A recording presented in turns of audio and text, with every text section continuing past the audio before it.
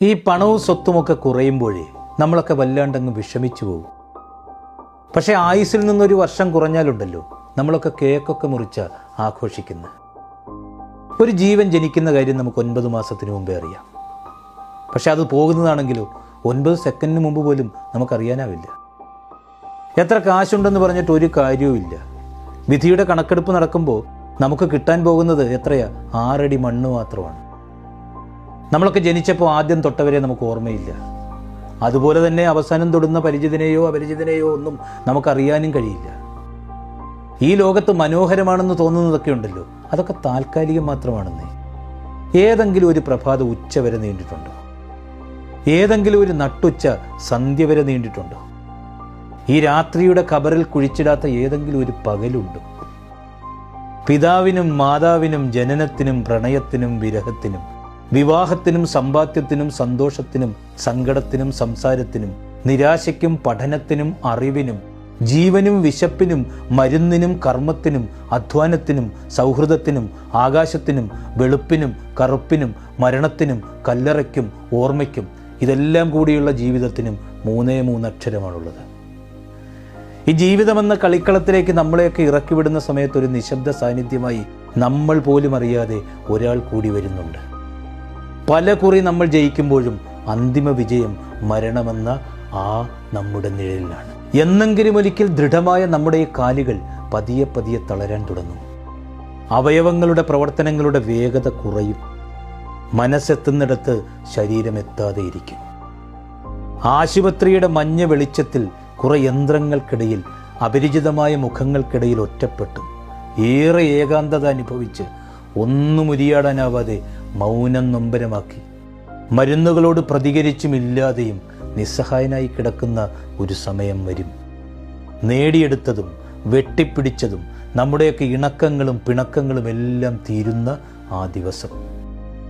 കൂടെ നിന്നവരും ഒപ്പം ചേർത്ത് പിടിച്ചവരും പേടിക്കേണ്ട ഞാനില്ലേ എന്നൊക്കെ പറഞ്ഞവരും എല്ലാവരുടെയും മുമ്പിൽ നമ്മളിങ്ങനെ കിടക്കും. മഴയോ വെയിലോ കാറ്റോ തണുപ്പോ ഒന്നും ഏൽക്കാതിരിക്കാൻ നമ്മൾ ചവിട്ടിയ മണ്ണ് നമ്മുടെ മുകളിൽ വീഴുന്ന ഒരു ദിവസമുണ്ട്.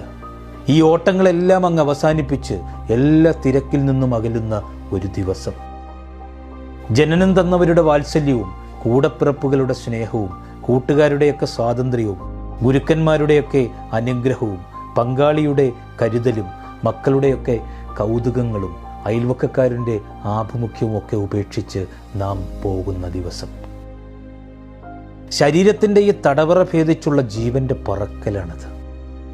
ഒരു നിമിഷത്തെ ഞെട്ടലാണ്, ഒരു മണിക്കൂറിലെ ആശങ്കയാണ്, ഒരു ദിവസത്തെ ദുഃഖമാണ്, ഒരു വർഷത്തെ ആചരണമാണ്, ഒടുവിൽ മറവിയിലേക്കുള്ള മടക്കമാണ്.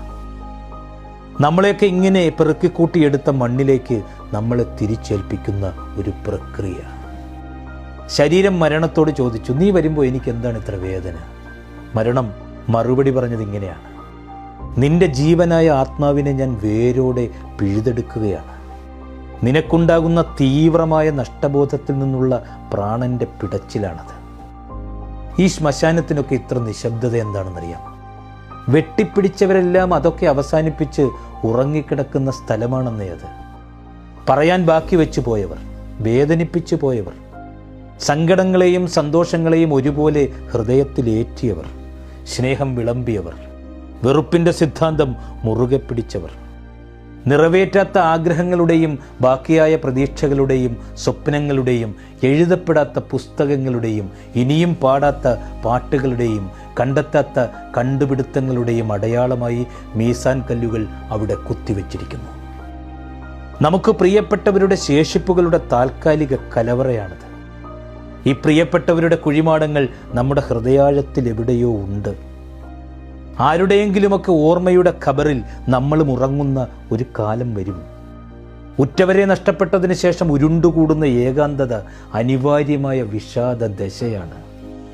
നിശബ്ദത തന്നെ ശബ്ദമായി മാറുന്ന അപൂർവം അവസരങ്ങളിൽ ഒന്നാണത്.